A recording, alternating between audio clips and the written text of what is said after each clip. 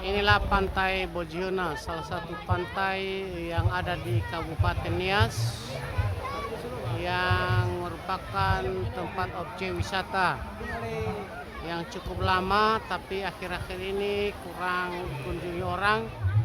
Tapi inilah saat ini dikunjungi beribu-ribu orang karena dia dimanfaatkan sebagai tempat untuk melakukan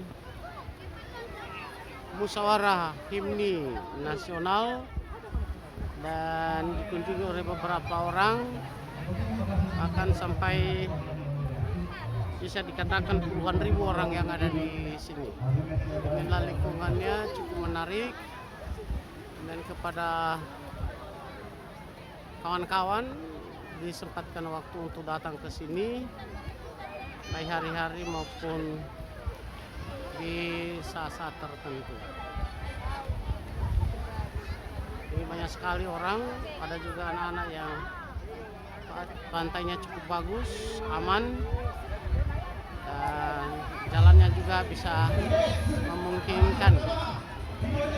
Inilah dia, semoga pantai ini menjadi pantai yang terkenal di Indonesia.